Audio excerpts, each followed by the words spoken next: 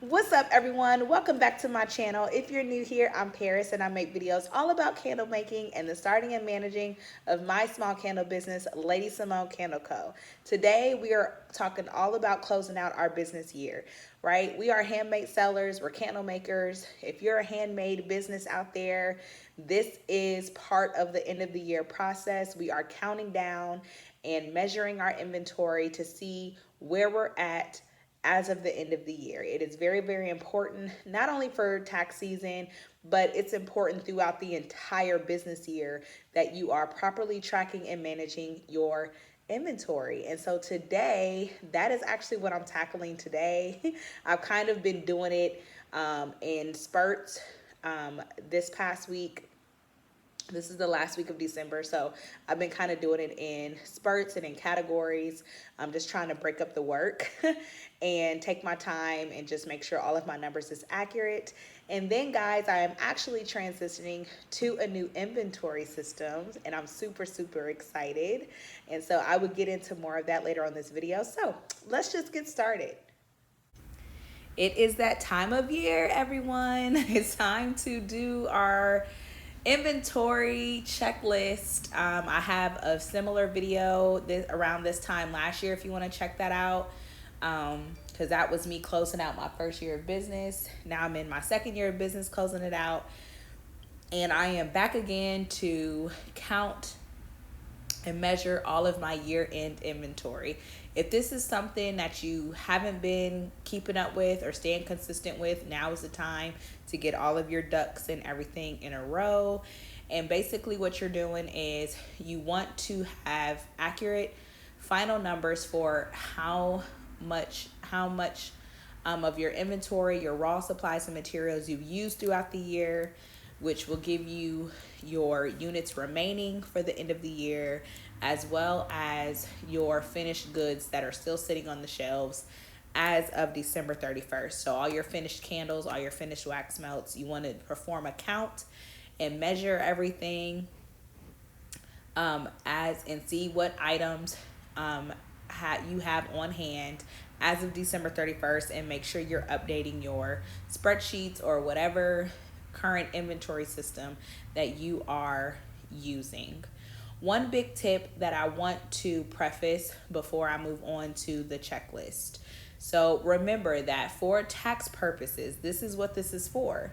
You need to know the cost of your ending inventory. That is what your accountant, CPA, is looking for. So your inventory means as of the last day of your tax year, which for most of us, it's the same as your calendar year.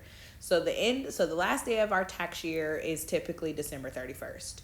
So you want to make sure that you are counting all of your finished items that are sitting on your shelf, all of your raw supplies and materials. You want to measure everything to determine how much you have of all of that as of December 31st.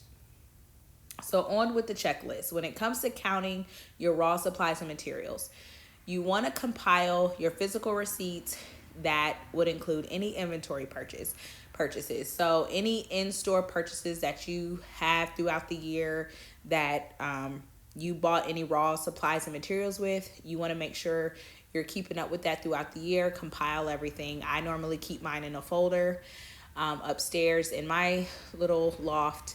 You also want to keep your digital invoices or receipts that include inventory purchases. So that's what you will actually see in the next clip. But I have a designated folder in my Gmail. Every time I place a supply order, I save it in a designated folder so that I can easily go there and update it. And then you basically want to begin counting everything, right? So you want to measure your wax. How much wax do you have left? How much oil do you have left of each fragrance?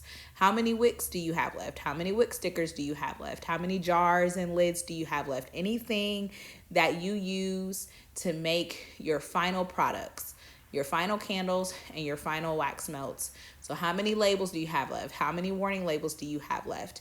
And then, of course, how much finished goods do you still have left sitting on your shelves? So how many of each candle and or wax melt haven't you sold yet?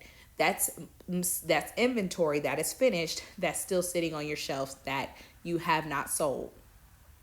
So that's what you want to verify and count and make sure everything is accurate and up to date. It is very, very important for tax season, guys.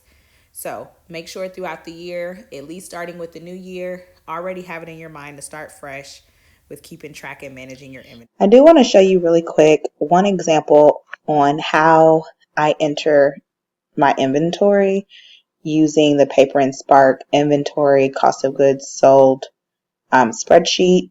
I've been using this for 2 years now. It served me well.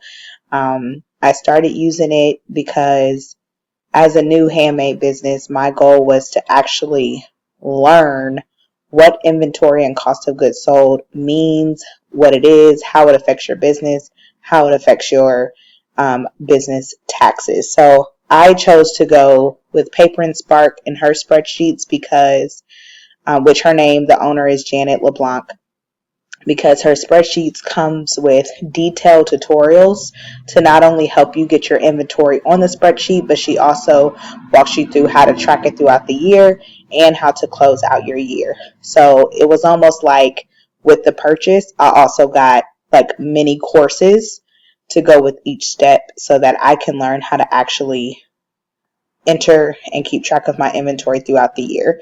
So what I do recommend is when you place orders, bulk supply orders for your candle business, that you either make it a weekly or a monthly task for your business to enter and update your inventory.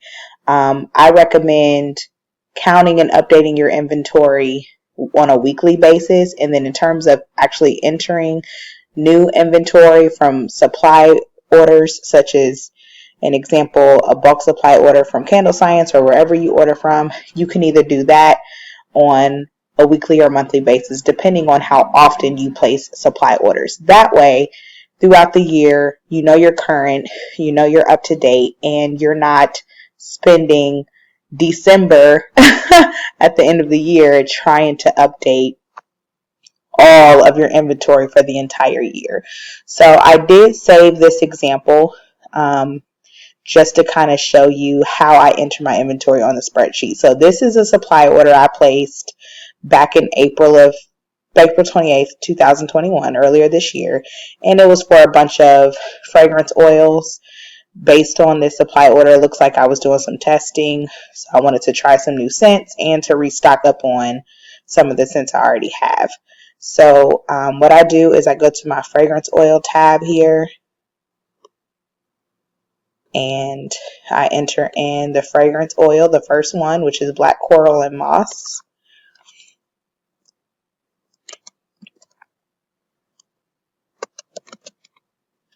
I enter in the order number.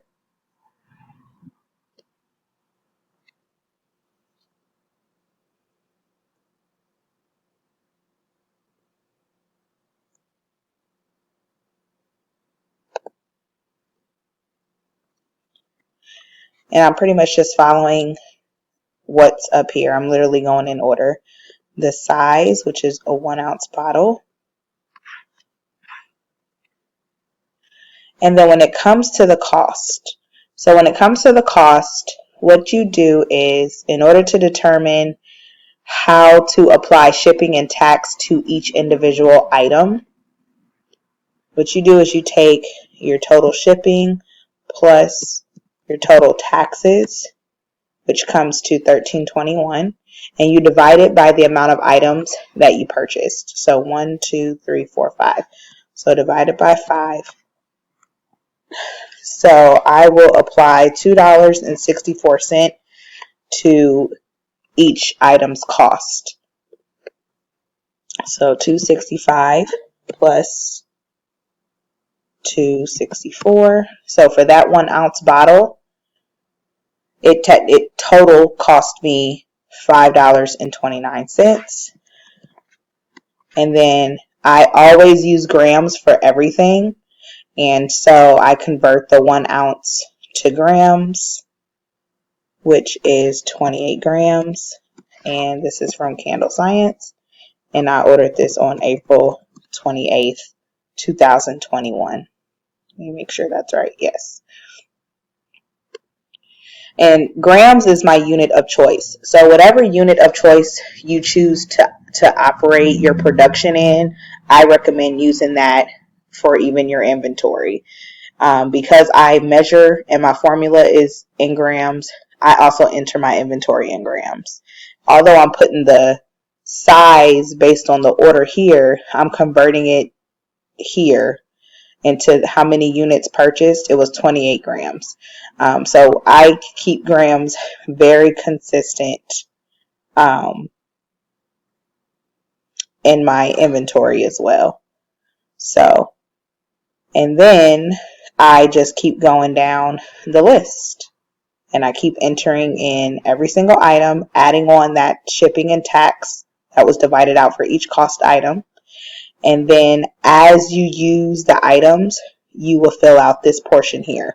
So how many units used, and then it will automatically update on how many units is remaining, which will automatically calculate how much your inventory costs at the end of the year. How much does whatever you have remaining in your inventory at the end of the year, it will give you that total cost, because your CPA or accountant will need to know that for tax purposes. How much money are you sitting on in your inventory by the end of the year? So it's important that you update your units remaining, units used, at least on a monthly or weekly basis. So that way, about time you get to December, your CPA and accountant will know how much total cost inventory you have sitting as of December 31st. Okay, I am super excited for this portion of the video. I want to thank Inventora for asking me to collaborate with them. I am super, super excited. When I saw that email, I literally screamed. So thank you so much, Inventora, for allowing me to collaborate with you all, asking me to collaborate with you all and play around with your inventory system, which I am already loving, by the way. I have been using a spreadsheet for 2 years now, and I knew eventually I wanted to upgrade and update the way I do my inventory process. Lady Simone, I have so many big plans for Lady Simone in 2022, and I knew I wanted to jump the ball with getting my systems and processes in place, especially before baby girl comes in February. I wanted everything streamlined and ready to go, so that way after the baby I have a solid system in place and everything was accurate. So in these previous clips, you saw me updating my inventory. I've been counting all of my raw supplies and materials that I use to make my products, and I have updated every single tab here, which is all the supplies and materials that I use for my business. I've updated every tab, and so all the units remaining are accurate and current, and everything that is remaining in your inventory at the end of the year is the same number you start with on January 1. So what you end with on December 31st, 12/31, you start on January 1st, 1/1. And we are a few days away as I'm recording this video. And I have been playing around with the system for a little while. And I started entering in my materials, but then I deleted it because I wanted to actually show you all how you start fresh with Inventora. I actually think this is a perfect opportunity for you to think about getting or joining Inventora, starting your new year fresh, especially if you're thinking about starting an actual candle business. Why not start fresh with an inventory system built from someone who is a candle maker herself? Her name is Diana. She is a candle maker herself, and she created this inventory system to help us manage our products and supplies used to create those materials and products that we sell. Again, like I said, she's a candle maker herself, so she knows our pain points, y'all. She knows what we need to track, what we need to analyze. She knows what our CPA and our accountants look for. And so this database, this system is designed with us specifically in mind. Together with her partner, they created Inventora to help fill the void of managing day-to-day business operations within the handmade niche. So she was actually having trouble, managing her inventory herself, and said, hey, I'm about to create something that's going to solve a lot of what our candle makers go through when they're trying to track and manage the inventory themselves. And it's kind of hard to teach it because I can create a YouTube video on it all day, but at the same time, although we're all candle makers, we run and operate our businesses differently. We all use different supplies. We order from different suppliers. So, she created this system to kind of solve a lot of that day-to-day business operations within our niche, right? One thing about Inventora that they have been hard at work on is expanding the features of Inventora. One of the features is the production feature, which I'm super excited to start using. I was playing around with it, and again, I deleted everything, but I've been playing around with it and reading up on what the feature is about. And what it is when you are creating batches or wanting to do candle collections or doing maybe wholesale orders, this is a great feature to use because it's pretty much like a to-do list for all the products that you need to make whatever batch or large amount of candles or wax melts that you need to make.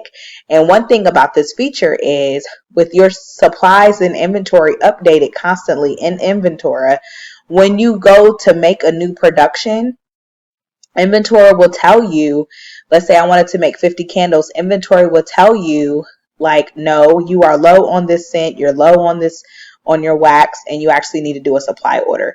So if you don't have enough materials and supplies to make 50 candles, Inventory will actually let you know based on the numbers being constantly updated in Inventory.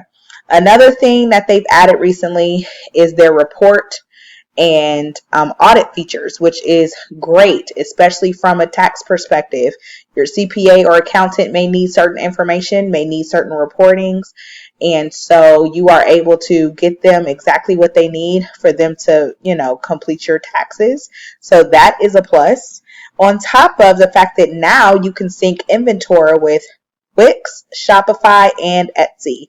You all know that I am a Shopify user. And I am super excited that I am able to also sync my store at the top of the year as well.